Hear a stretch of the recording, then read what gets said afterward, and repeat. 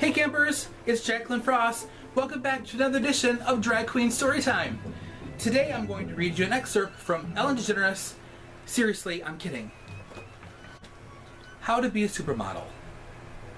Since I am a cover girl, I thought if any of you are interested in learning a little bit about modeling, I could offer you some tips.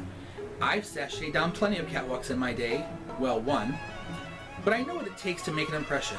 So here are some suggestions, as long as you're willing to be fierce. 1. The look. Always look like you're angry at the universe for making you too pretty. I think I nailed it. 2. The walk. Trot aggressively like you're a horse that's trying to avoid puddles. 3. The squint. Squint like someone is bouncing sunlight off their watch and directly into your eyes.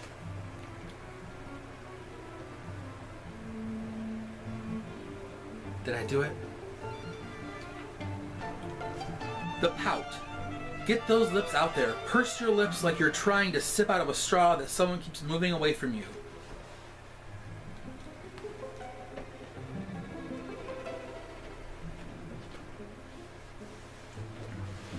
Nailed it.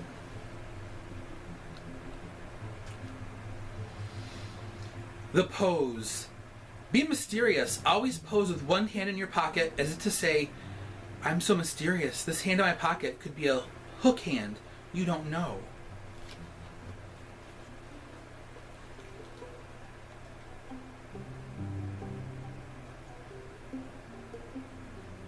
I got this down. The breeze. Carry a giant oscillating fan with you at all times, no exceptions. Now put it all together. Trot, squint, get the straw. Who's a pretty girl? You are. Keep trotting.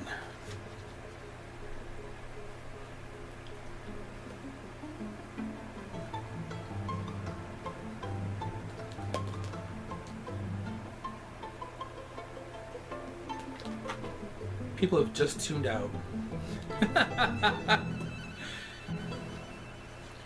Now we're going to move on a chapter called Stuff. I don't like clutter. I firmly believe that there is a place for everything and everything should be in its place. And I know there's a name for people like me. Neat. It is astounding to me how much stuff we all have. Our closets are full of stuff. Oh, girl. Let me tell you about closets and stuff in closets, and not just the people. I should write a book. Our drawers are full of stuff. Our stuff is piled on top of other stuff. And the older we get, the more stuff we have, because over the years we buy more and more stuff, and we never want to let go of anything. Nowadays, people are a little bit more aware of how much stuff they have, because there's a bit of a social stigma if you have too much stuff. There's even a name for the people who have the most stuff. They're called hoarders. Shut up. Back in the day, they were just called grandmothers. If you want to clean out your house and get rid of stuff, you can always do a good spring cleaning every year. Or, you can do what I do, move. I move a lot. I've moved about 10 times over the past 15 years. I don't move for the sole purpose of getting rid of stuff. I'm not crazy. I also move so that I never have to wash any windows. Is that a smudge? Time to pack up. Let's go. When you're packing up a house, you're forced to decide what you really need versus what you can get rid of. You might have been holding on to cases and cases of empty glass jars, but once you have to pack them up and move them, you realize maybe you're not going to harvest your own honey. My mama is similar to me in that she always likes to move a lot. Mama has moved 32 times since 1952. It's so funny because I remember sometimes I would come home from school and there would be a note on the door that said, I moved, try and find me. And I would spend hours and hours trying to find the new house. Sometimes I would find it by nightfall, but sometimes I wouldn't. Actually, this is really funny. One time she accidentally forgot to leave a note and I had no idea she had moved. I was living in the house with a beautiful Mexican family for about 3 months before I realized they weren't my cousins visiting from out of town. They were so nice, they called me ¿Quién es? I hope I said that right. Don't hate me. Which I thought was a beautiful name. Anyway, my mama might be similar to me as far as moving around goes, but as far as clutter is concerned, she's a little different. When she moved into the house she lives in now, I think she's going to stay there for a while. They say the 32nd time's the charm. She made it a point to tell me how excited she was because she was going to downsize. She was getting rid of all the stuff she didn't need anymore, and starting fresh in her new house. I was so proud of her. I went over to help her settle in, and I assumed when I got there I wouldn't have to unpack much more than a pillow and a spoon. Not so. Let me share with you all the times Betty, I am downsizing Degenerous, asked movers to wrap up, place in a box, seal up in the box, put in a van, and move into a whole new house so that I could cut open the box, take out the items, and unwrap them. 1. A 3-way hole punch. 2. A single hole punch. 3. A VHS tape of Abs of Steel. 4. An unopened VHS tape of Hip Hop Abs. 5. A harmonica. 7. A third harmonica. 8. A rusty sifter. 9. A colander from 1953. 10. Biscuit cutters. Many of those items have moved 32 times, and I should point a few things out. First of all, Mama moved into that house in 2010, not 1987, as the VH tapes would have you believe. Second of all, Mama is not in a blues band. She doesn't play the harmonica, and even if she did, the ones I found in that box looked like they had been dug up next to some train tracks. If Mama put her mouth anywhere near them, I would immediately take her for a tetanus shot.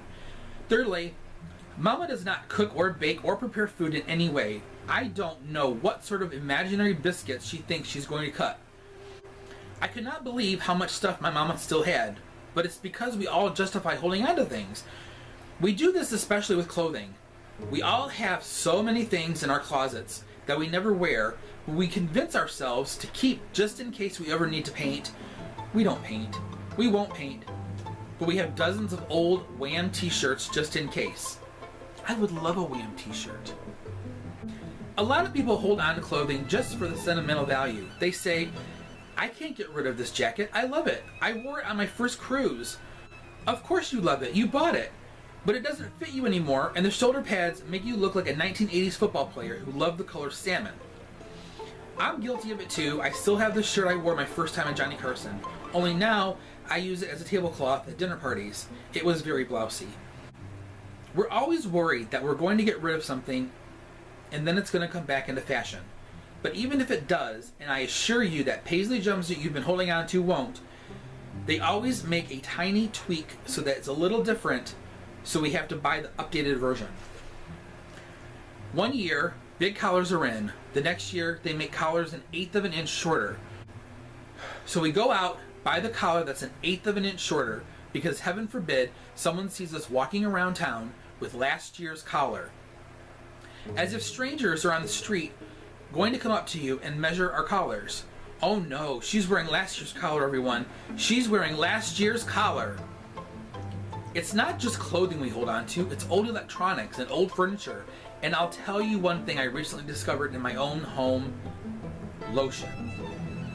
Portia hoards lotion. I don't know how it took me so long to notice, but she has bottles and bottles of lotion.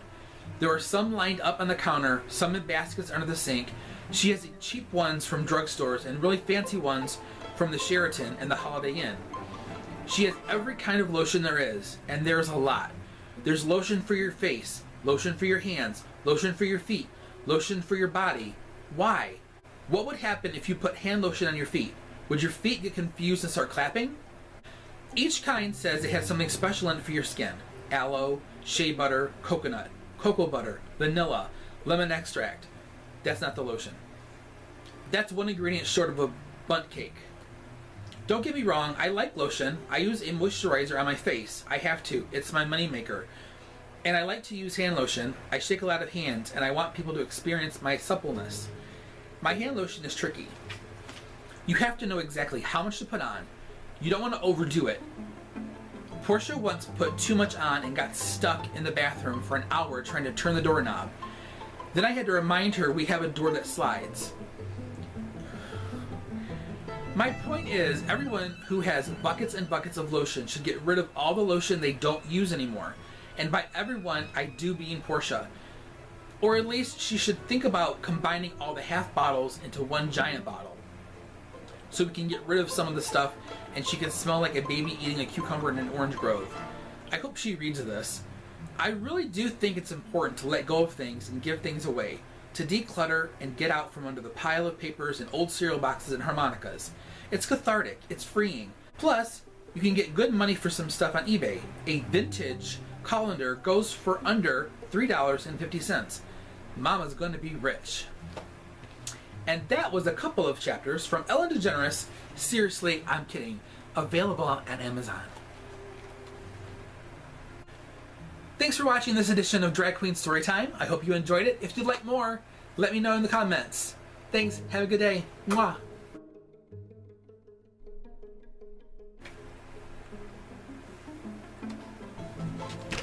Ow! That was my knee!